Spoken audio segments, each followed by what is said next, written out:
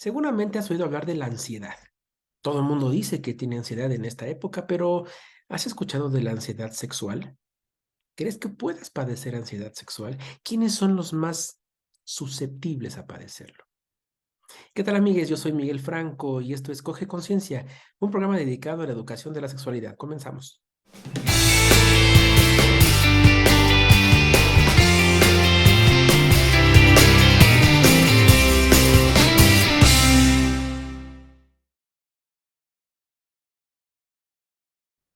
¿Qué tal, amigues? Sí, bueno, pues de verdad estoy sumamente contento por varios motivos. Uno de ellos es porque contacté a nuestra invitada del día de hoy por Instagram. Y es una persona tan agradable que me dijo, va, lo hacemos sin conocernos en persona, somos colegas de profesión, pero bueno, estaba en un viaje súper viajera y me encanta eso, aparte con mucho trabajo y le agradezco muchísimo en verdad, que a pesar que tenía consultas privadas, hizo un espacio, hizo un hueco para poder hacer este podcast y se lo agradezco enormemente. Ella es psicóloga, es especialista en salud sexual humana y aparte es terapeuta de pareja. Muchísimas gracias. Les damos la bienvenida a nuestra invitada Leisa Puentes. ¿Cómo estás, Leisa? Ay, Miguel, hola, muchísimas gracias por tu paciencia, porque desde hacía rato que estábamos ahí como en el corre para aquí, corre para allá y no habíamos podido coincidir, pero yo sí tenía súper presente que este momento iba a llegar y qué rico que haya llegado. Ay, maravilloso. Tú naciste en Colombia. Sí, yo soy muy colombiana como el buen café. Hombre, yo amo el café, soy cafetero de corazón. Así es que, bueno, imagínate. Oye, Leisa, me encantó el programa que elegiste para que podamos hablar de ello. ¿Por qué? Fíjate que yo trabajo diario con adolescentes y algo que me comentan mucho es exactamente el título de este programa que vamos a hacer, ansiedad sexual. Los adolescentes andan con una ansiedad para todo, pero la parte Generalizada. sexual, híjole, les pesa mucho y lo platican mucho y les da muchísimo miedo, les da muchísimo, a veces hasta pánico, y a veces hablamos sobre infecciones de transmisión sexual, sobre los métodos antifecundativos y todo, y me llegan a comentar, oye, Franco, ¿sabes qué? Ya me está dando miedo iniciar mi vida sexual. Es que ya no quiero, es que son muchos riesgos, es que son problemas, y me van a decir, y los hombres dicen, es que todo cae sobre mí y yo no, espérame, es que no es así. Y las mujeres, no, es que qué tal si yo no soy suficiente. Y empieza toda esta ansiedad sexual. Entonces, cuando me dijiste el tema, dije, wow, está increíble y está maravilloso. Leisa, cuéntanos, ¿cómo podríamos definir así, con nuestras palabras, qué es la ansiedad sexual? Pues partamos, querido colega, de definir lo básico, que es qué es la ansiedad en términos generales, ¿no? Porque a veces usamos este tipo de terminología que realmente son patológicas a nivel mental, como así sin discriminar que en realidad estamos hablando de problemas. La ansiedad es una condición mental, básicamente que te genera un estrés emocional muy grande porque estás pendiente del futuro, todo lo que vaya a ocurrir en el futuro. De hecho, la depresión, por ejemplo, que a veces solemos decir es que estoy con la depre y suena así como si fuese algo de diario o que ocurre y se quita y va y viene y no tiene problema, pero la depresión también es una condición complicada emocional y que tiene su emoción origen en el pasado, es decir, el temor, perdóname, es la tristeza, o sea, la tristeza de todo lo que hice en el pasado, dejé de hacerlo y esto me produce depresión. Y la contraparte es la ansiedad, donde estoy absolutamente preocupada por el futuro. ¿Qué va a pasar? ¿Qué va a suceder? ¿Qué va a decir?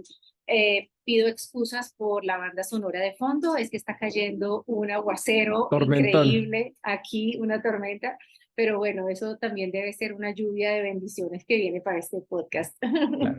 Entonces, cuando hablamos de ansiedad en general, es esto, ¿no? O sea, nos pone ansiosos el examen que vamos a presentar, nos pone ansiosos la entrevista de trabajo que vamos a hacer, nos pone ansiosos un viaje que queremos hacer y que no sabemos cómo va a salir. O sea, todo tiene su momento en el tiempo, en el futuro. Y en la sexualidad, pues no es la excepción. Yo voy a empezar a pensar, ¿será que le voy a gustar? ¿Será que estoy muy gorda? ¿Será que esta cicatriz se me va a ver?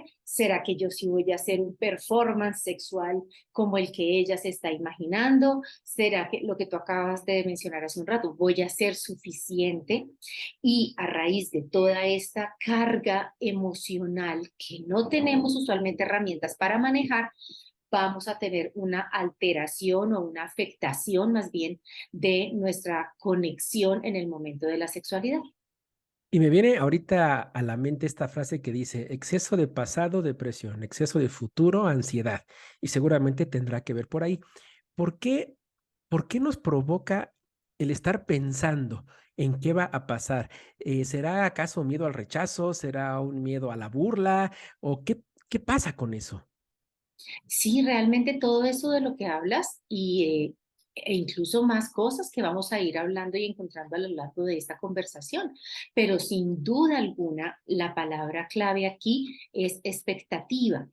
Entonces, como tenemos una idea casi que colectiva de lo que es la sexualidad, y peor aún, de lo que debe ser la sexualidad. Entonces, nos metemos en la cabeza que la buena sexualidad es esto, o que si yo quiero ser un buen amante, y tú ves las revistas y la internet llena de títulos de cómo ser un gran amante, cómo hacerte inolvidable en la cama, cómo ser lo que ella siempre quiso tener en la sexualidad.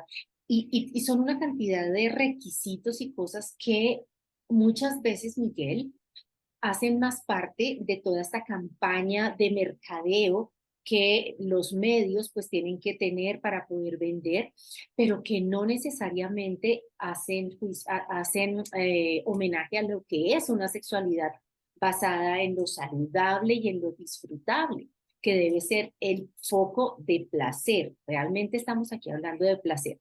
Entonces, estas expectativas nos van a venir por toda esta información que recibimos, no solamente de pronto de otras personas con las que nos vinculamos, sino especialmente de algo que tenemos en el cotidiano y que siempre cuando hablamos de ansiedad sexual lo nombro porque es casi que la maestra general de la sexualidad, una mala maestra, y es la pornografía, ¿ves? Entonces, allí es donde puede empezar a crecer todo el imaginario de un adolescente, como tú lo mencionabas, de cómo debe ser y cuando compara con la realidad y no es, pues, destrucción de la autoestima. O sea que sí podemos echarle la culpa a las películas de adultos y a la Playboy. Ah, no al 100% porque esto no quiere decir que todo el que ve pornografía vaya a tener ansiedad sexual, ¿no? Pero es que ahí es donde viene el tema, que no todos tenemos las mismas herramientas emocionales para asumir que todo eso hace parte de una fantasía y de una ciencia ficción, pero que el disfrute pues va por otro lado. Ok. Entonces, depende de las herramientas que tenga la persona, va a poder superar sencillamente o entender que la relación sexual en la que entra, pues va a ir bien si él está o ella están metidos, conectados emocionalmente y a conciencia, y que va a ir mal si estoy tratando de emular un performance que me vi en una película. Y tienes toda la razón. Y vamos a llamarle películas para adultos para que YouTube no nos censure esta palabrita. Vamos a ver, esperemos que Perfecto. no. Oye, fíjate que me hace ruido algo. Normalmente comentamos con los padres de familia, oye, tienes que estar al pendiente de lo que ven tus hijos, tus hijas adolescentes o niños en el internet, etcétera, etcétera, etcétera. ¿Cómo le hacemos? Porque la gente dice, oye, ¿por qué no te sientas con ellos a ver esta película de superhéroes y explicarle al niño que esto es irreal, que esto es fantasía, chululu, chalala? Perfecto. ¿Qué hacemos con los adolescentes y las películas para adultos? ¿Me siento con ellos a verlas y explicarles que eso es falso? ¿O se los digo nada más y que ellos lo vean? Porque yo no conozco un caso, no sé si tú conozcas, que los padres se sienten con los hijos a ver películas para adultos. Yo conozco un caso, pero básicamente porque fue una estrategia terapéutica, Ok, pero ya en un caso que había como una curiosidad por cierto tipo de películas para adultos que ya ok. habían sobrepasado lo que puede ser como lo normal Lo o lo común. común y que Okey, habían entrado ya en un tema más de violencia, okey. agresión y todo esto, pero digamos que en lo normal, pues obviamente nadie se va a sentar a ver este tipo de películas con los hijos. Pero cuando tú mencionas, Miguel, que cómo nos sentamos y hablamos con el adolescente y le explicamos, mira, este es Superman volando, pero si tú te botas por la ventana te vas a hacer daño porque no Claro, pasa. Y así mismo es la analogía con la otra película. El tema es que cuando tú ya llegas a la adolescencia de tu hijo o del chico o chica que tú estás cuidando, ahí ya no es tanto el momento de entregar esta información. Cuando nosotros hablamos de educación sexual infantil, esto es un tema que empieza desde temprana edad. claro, Por claro. eso las escuelas de padres y las escuelas de sexualidad o los cursos de educación sexual para chicos son muy importantes. De hecho, no sé si esto se puede mencionar, pero yo tengo cursos que son de educación de educación de sexualidad para chicos y chicas y adolescentes, Okey, que están hechos unos para padres y otros para los chicos, ¿no? okey. Pero en lo que corresponde al tema de la ansiedad y que tiene que ver con lo que estamos hablando, justamente cuando tú introduces a tus chicos en una normalidad y en una naturalidad de una cosa, ellos desde siempre lo van a ver con las características naturales. Te lo pongo en un ejemplo comparativo. Todos comemos todos los días, aprendemos a comer desde que somos bebés. Entonces vemos la comida como algo natural. Sin embargo, que la vemos como algo natural, también vemos que los problemas de obesidad, por ejemplo, no son un buen patrón, no son algo que debamos emular o reproducir, sino que tenemos que cuidarnos. ¿Mm?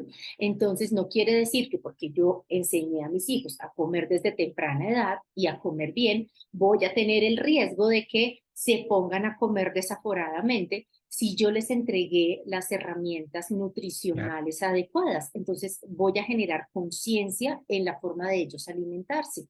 De la misma manera, cuando hablamos con nuestros niños y niñas desde temprana edad de lo que corresponda a cada etapa del desarrollo, porque esto es otra cosa que los padres a veces no logran entender y tienen mucho miedo, es que es un tema que les resulta Sí, escabroso a los papás. sí. Entonces, cada etapa tiene una información. Y lo que sí es importante es que pensemos en la sexualidad, que a veces también como papás pensamos que esto como que no nos corresponde, como que yo no quiero pensar en mi hijo haciendo el amor con nadie. Entonces, pensemos en que como es una dimensión de la salud, es muy importante que nuestros hijos, para que sean adultos felices, puedan disfrutar sanamente de esta etapa, ¿no? De esta dimensión y entregando la información adecuada, incluso los vamos a prevenir de todo esto que tiene que ver con la ansiedad sexual.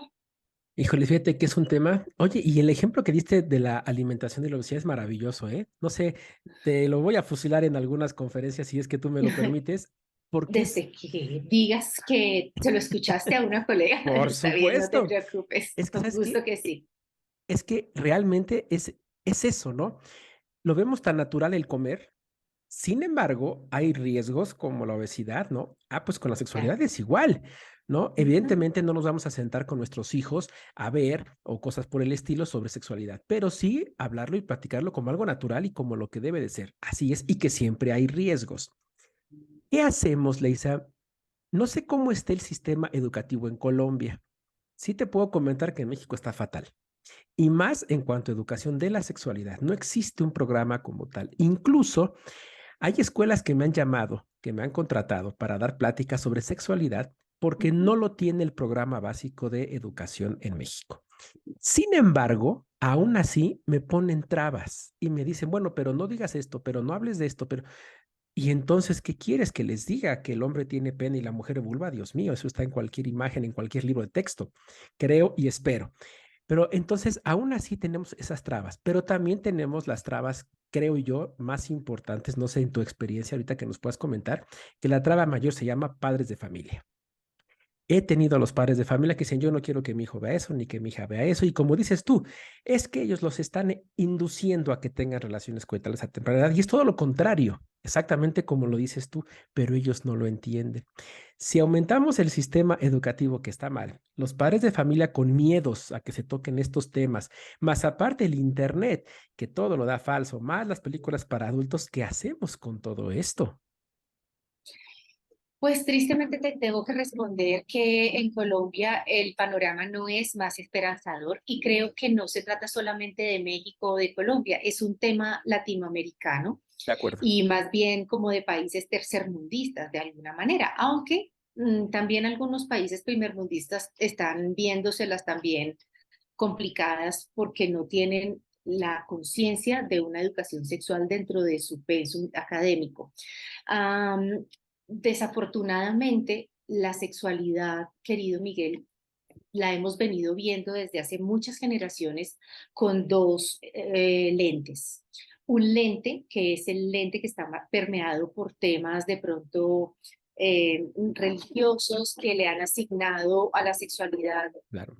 como un rol pecaminoso y entonces como la mayoría de culturas nuestras están en este sentido tan arraigadas, hasta ahora es que se empieza a develar y que incluso las mismas instituciones religiosas empiezan a tomar conciencia y a decir, o sea, esto no lo podemos seguir manejando así, vamos a empezar a hablarlo cada quien desde su dimensión, pero que lo hablen está muy bien y yo lo celebro.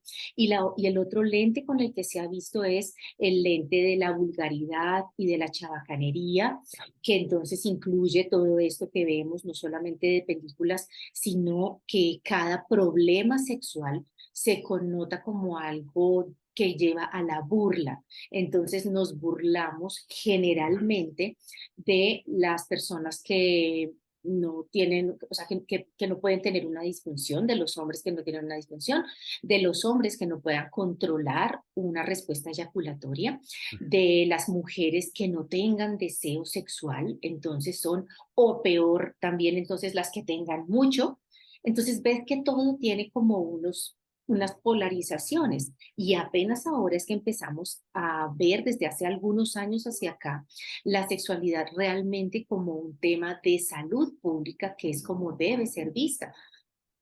Y desafortunadamente, pues toda la información llega primero a estos países que han desarrollado más teoría, más apoyo económico por parte del gobierno a la educación y pues nosotros vamos ahí detrás. Pero sí que nos hace mucha falta implementar estos programas de educación y de salud sexual para justamente tener poblaciones protegidas, disminuir la tasa de embarazos no deseados y por supuesto disminuir también la estadística de personas que por cuenta de la ansiedad sexual sufren de todas estas disfunciones que pueden ser causadas desde ahí.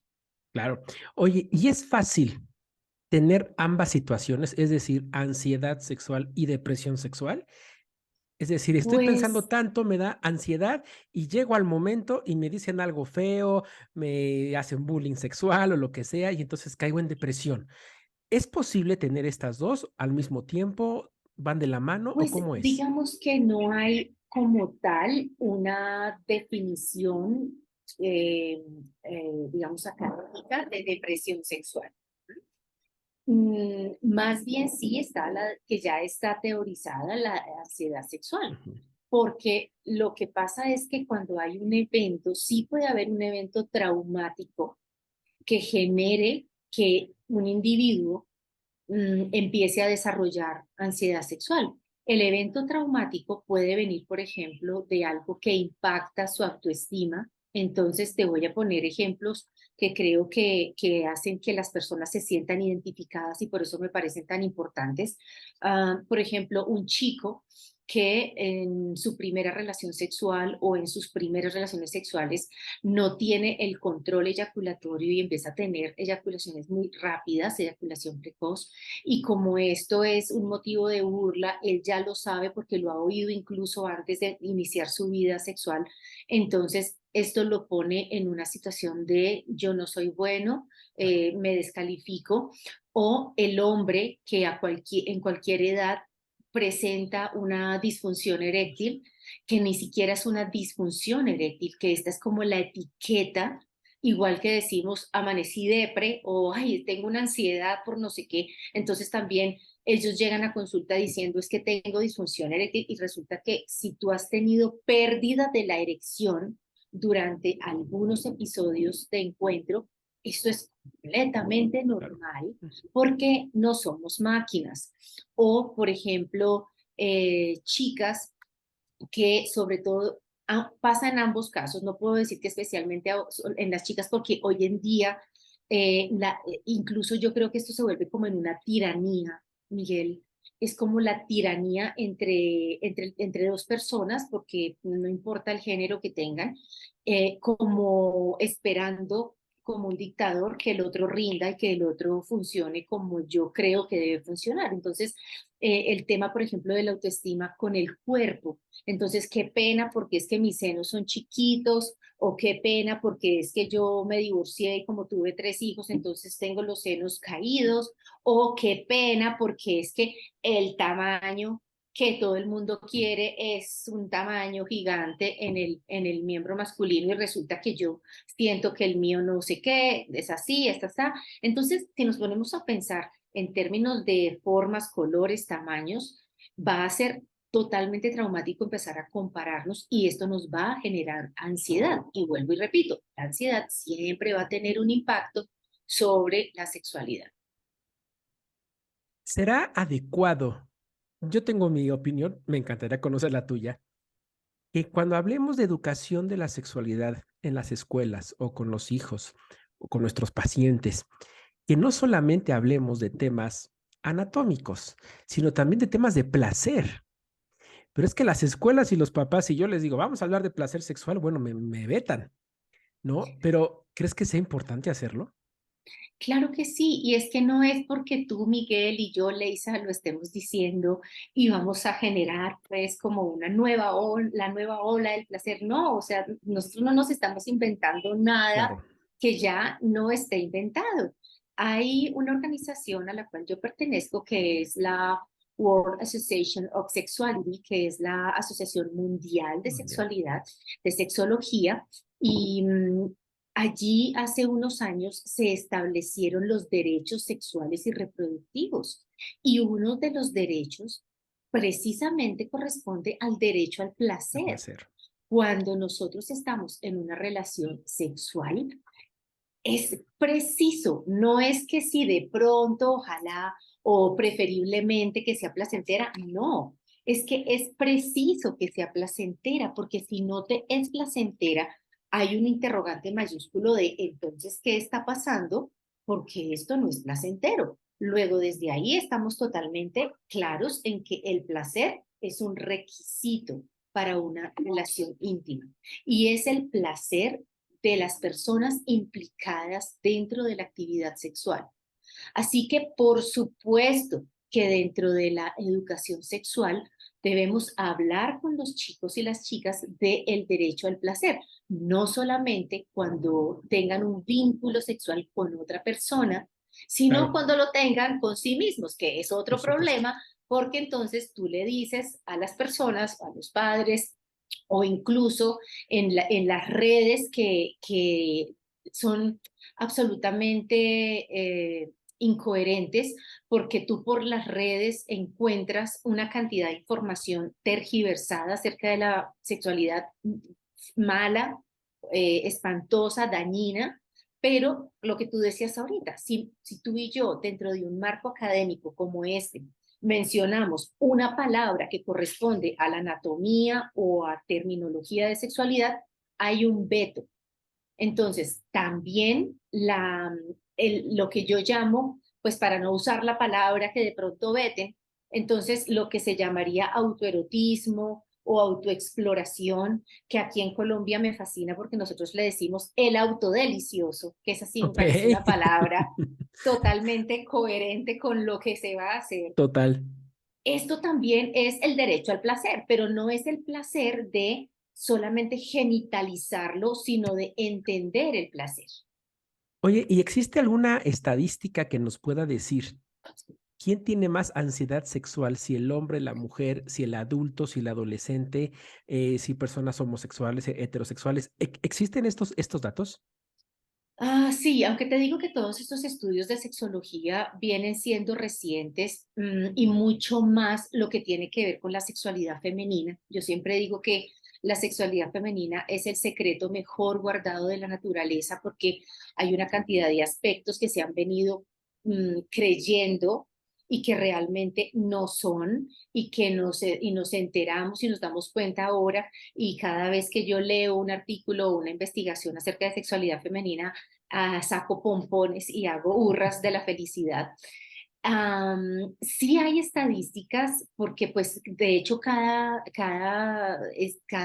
profesional de la sexología va llevando incluso su propia estadística. Ahorita mismo no te puedo decir porque me coges fuera de base, bueno, tengo este estudio que refiere esto o aquello, pero igual lo podemos adjuntar si quieres, pero en mi estadística de consulta, yo atiendo una cantidad bastante grande de hombres con ansiedad sexual más Mm, allá que la mujer. Y justamente esto tiene un origen muy curioso e inimaginado, Miguel, y es el machismo. claro, totalmente de acuerdo. Nos hemos imaginado que las mujeres, y efectivamente es así, hemos sido las víctimas principales de todo el tema del machismo. Pero lo que parece que no nos habíamos dado mucha cuenta es cuánto daño el machismo les ha hecho a ustedes A y a los su hombres, sexualidad, claro, porque cargar con la responsabilidad de que no solo de tu placer, sino de que tú tengas que darle placer a otra persona, claro. es un yunque supremamente pesado. ¿Mm?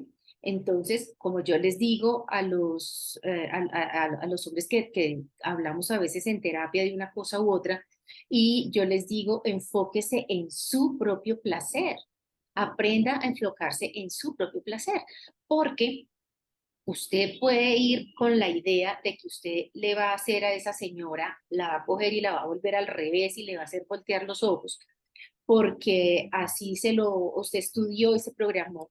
Pero si la señora está por allá pensando en que toca pagar el recibo, que qué será lo que hago mañana de Claro, almuerzo, que no sé qué, ya, pues ahí no hay nada bye. que hacer. Usted no tiene control sobre eso. Entonces, enfóquese más bien en lo que sí tiene control, que es su placer. Pero aquí hay otro punto que es interesante, Miguel, y es que volvemos al tema de la educación. A nadie lo educan, o yo creo que de pronto muy pocas culturas son educadas y de pronto más ancestrales que contemporáneas en lo que es el placer. ¿No? En Claro, el placer, que no estamos hablando de solo placer sexual, me estoy refiriendo a el placer claro, en general. en general, El hecho de que tú te comas unos taquitos al pastor y que te parezcan que son absolutamente deliciosos, eso es un placer. ¿Mm? O que percibamos el aroma de un café que huele súper sabroso, eso es un placer, pero claro, no educamos el cerebro para estar atento a estos placeres. Entonces, por ahí derecho, la sexualidad también se desperdicia en ese sentido. claro. Y me viene a la mente esta frase muy famosa que dice, el orgasmo es de quien lo trabaja. Absolutamente. Y es una muy buena frase. Oye, Elisa, antes que se nos corte el tiempo, ¿qué hacemos? ¿Qué hacemos para evitar, para prevenir en medida de lo posible la ansiedad sexual? ¿Qué hacemos? Pues mira que primero, seguir en la campaña que nos corresponde como profesionales de la psicología, porque la sexualidad tiene que ver todo con la salud mental. Entonces, seguir comprometidos con el tema de empujar por donde se pueda la educación y la salud sexual. Ya a nivel individual, creo que una de las mejores herramientas en un mundo que está hiperestimulado, donde todos vivimos hiperestimulados, es justamente el abstraernos hacia adentro y poder conectar con el momento, con el aquí y el ahora, que son los principios del mindfulness o de la meditación. Porque cuando tú te conectas con las sensaciones que tu cerebro está procesando y que están ocurriendo de la piel para adentro, dejas de preocuparte de lo que está de la piel para afuera. Mm, ¿M? okey, Entonces, tú ya no tienes por qué preocuparte de lo que la otra persona vaya a hacer.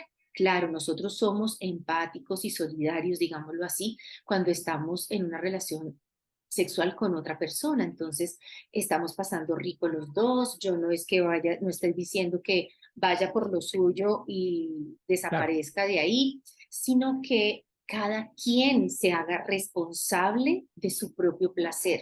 Cada quien se haga responsable de tener los orgasmos, como tú lo mencionabas ahorita en la frase, y que no estemos poniéndole al otro la carga. Entonces, yo no tengo por qué ser el objeto de deseo intencional. Si a mí me nace lucir como el parámetro general de la mujer seductora, está bien, pero si yo quiero lucir natural y así me siento que debo ser, el otro claro. verá cómo me percibe. Y lo mismo, en contraparte, si la otra persona va a entrar conmigo en una relación sexual, yo no tengo que estar preocupado de que ella se convierta en multiorgásmica, de que yo pueda sacarle un Ah, squirt, de que yo sea capaz de claro. rendir con 2 o 3 mujeres al tiempo, porque eso no va a pasar. Entonces, a veces como que nos comprometemos con una sexualidad que es antinatural. Y lo natural es que te conectes con el placer de estar ahí, de ver los ojos de la otra persona, del contacto piel a piel con la otra persona. Eso Claro. sí es lo real y lo que está pasando. Esa fue una forma maravillosa de cerrar el programa. Tienes toda la razón del mundo y en verdad, Leisa, te agradezco muchísimo esta plática, te agradezco que nos hayas compartido tus experiencias y que habíamos podido platicar tan padre y tan rico. De verdad te lo agradezco muchísimo. Voy a dejar tus redes y toda la información que gustes, tus cursos, demás, tu página, lo voy a dejar aquí en YouTube para que se puedan conectar y puedan verlo. Y van a ser unos cursos seguramente maravillosos y que siempre van a funcionar. ¿Algo más con lo que quieras tú cerrar, Leisa?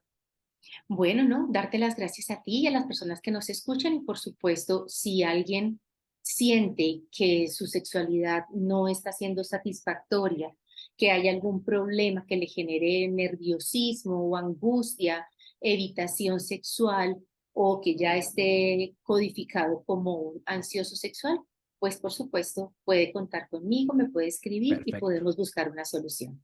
Ah, maravilloso, Leisa. Pues muchísimas gracias, te agradezco mucho. Y a todas las personas que nos escuchan, aquí van a estar los datos. Y bueno, pues recuerden que en cualquier momento de la vida van a recibir información sobre sexualidad y eso va a cambiar su vida para siempre. ¿De dónde prefieren que venga? Les mando un saludo, un abrazo. Gracias, Leisa. Saludos. Chao.